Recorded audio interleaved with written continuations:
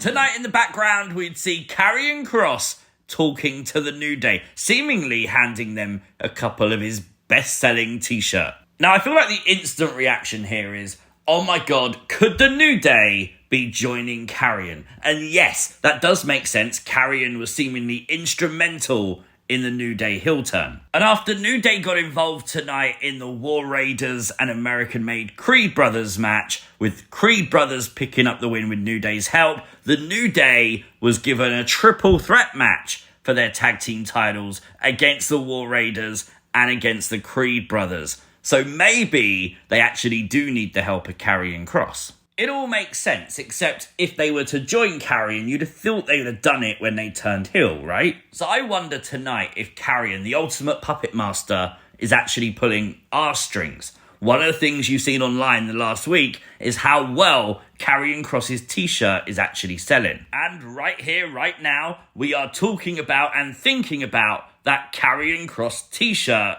even more. What we've also been seeing online recently is the potential partnership between Karrion Kross and the Righteous. Now, we don't know if this is going to happen. We don't know if the Righteous is going to go to WWE. All we know are the teaser videos that the Righteous and Karrion have put out on social media. But on the off chance that if this is true, if the Righteous are heading to WWE and maybe joining Karrion, maybe Karrion being around the New Day, the tag team champions, may indicate he's got a tag team coming in.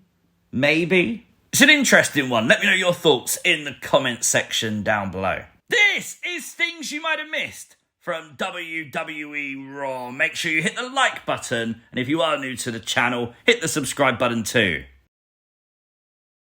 We heard from CM Punk tonight, obviously for the first time since WrestleMania. And yes, before he spoke, he did pay tribute to the late Sabu. There was only one thing on CM Punk's mind though, and that is the fact at WrestleMania, his best friend, Paul Heyman, turned on him and joined Seth Rollins. Paul Heyman would emerge, and not far behind was Seth and Bron Breakker. Seth Rollins saying that CM Punk has a victim complex and just likes to be the victim in situations like this. One thing I thought was really cool was the fact that when Seth Rollins was hyping up the fact that Bron Breakker was about to go and kick CM Punk's ass, we had Bron Breakker getting amped up and the crowd recognised it instantly. Instant reaction. And for something that is relatively still very new, the fact that crowds can do that, very cool. This group, man, I'm so interested in it. As alluded to, Bron Breakker would come down, beating up CM Punk. Sami Zayn would get involved. Jey Uso would also get involved. Punk and Bron would retreat, but just like last week, 3 men in the ring, only 2 on the outside, and Paul Heyman, but he doesn't really count, does he? So, do they need a third man? Well, Michael Cole may have actually hinted at it, as the final line of this segment was Michael Cole asking the question, does the Architect have more in his game plan? Referencing the fact that they're meeting a resistance of a trio in Punk, Uso and Sami. We later got the announcement, Sami and Punk will team together versus Seth and Bron at Saturday night's main event. Will this be where the third man is revealed? And could it be a heel turn for Sami Zayn? Maybe? A little bit late to Raw tonight, but Pat McAfee would show up just before the first match. After that initial segment that kicked off Raw, Pat would come out, obviously after his match with Gunther. Pat would get respect from the crowd as he talked about the match with Gunther and they showed the highlights from Backlash, but he would reveal that a Gunther chop actually burst a blood vessel in his eye. How crazy is that, man? Someone looking for revenge from Backlash though tonight was Penta. I don't know why it was revenge. He was going against Chad Gable, not El Grande Americano, because Michael Cole confirmed El Grande Americano is currently on a tour of Mexico this week. Is there a AAA show this week? Because if there is, I wonder if El Grande Americano actually shows up. A very decent first match though, as you'd expect from these two. And yes, with a huge Mexican destroyer, Penta was victorious tonight. Have to mention this was Chad Gable's first match for WWE in over 2 months, And, by the way, his singlet was freaking awesome. Mattel, I want a figure of that. That looks awesome. That's it. It's over. Segment of the year has been achieved by the Judgment Day. This was so freaking good, man. As JD McDonough would use a skull to demonstrate the Earth orbiting the sun and time zones to Dominic Mysterio.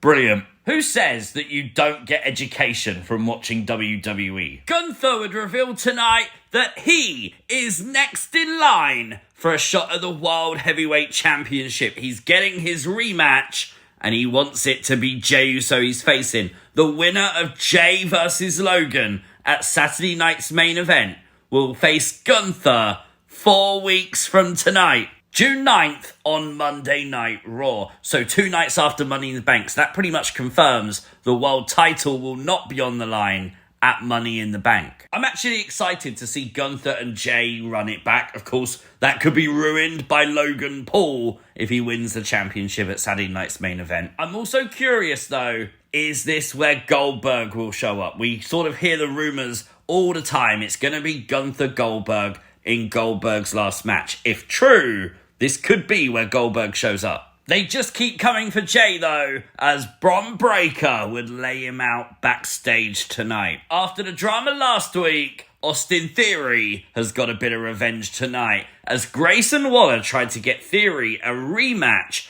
with Sheamus for next week. Well, Theory already spoke to Adam Pearce, and guess what? It's going to be Grayson Waller versus Sheamus next week. The A-Town implosion is definitely coming. AJ Styles defeated Finn Balor tonight. I really enjoyed this match. Genuinely, there was nothing wrong with it, except the crowd were just dead.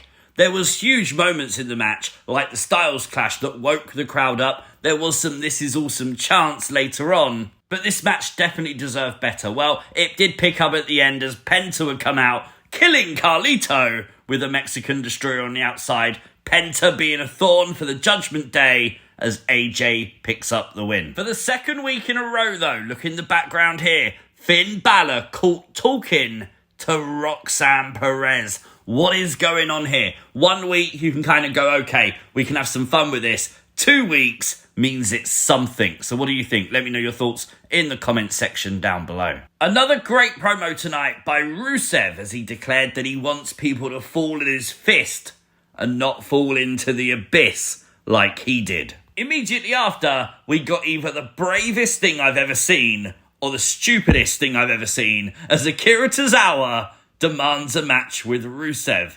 I mean, if Maxine and Natalia were near me like that, I'd fight Rusev. I'll say I don't care.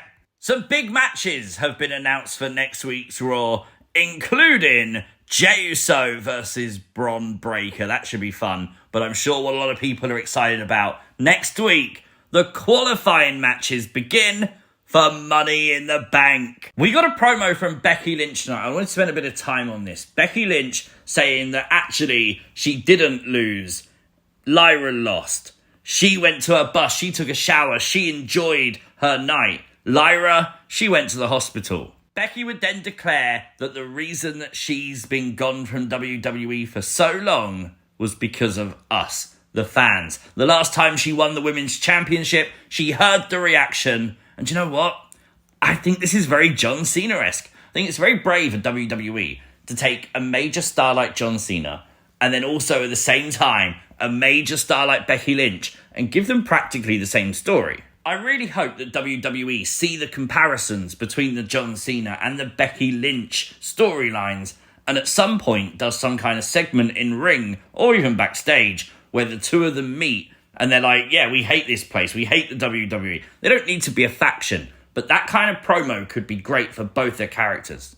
The main event tonight would see Julia and Roxanne Perez taking on Rhea Ripley and Io Sky. Really fun main event. I love the promo segment that Roxanne and Julia got in the show tonight where they declared they're not here to wait for their turn, they're here to take over. Well, they're going to have to wait to take over as Io and Rhea was successful tonight. But immediately after the match, it was made very clear Rhea Ripley still wants the Women's World Championship. Decent Raw tonight, lots to get your teeth into, which is what I like about a show. So for me, 8.5 out of 10. Let me know your thoughts in the comment section down below. If you are new to the channel, hit the subscribe button, turn on post notifications. You'll never miss an upload. Like the video, share the video, and I'll see you as always next time.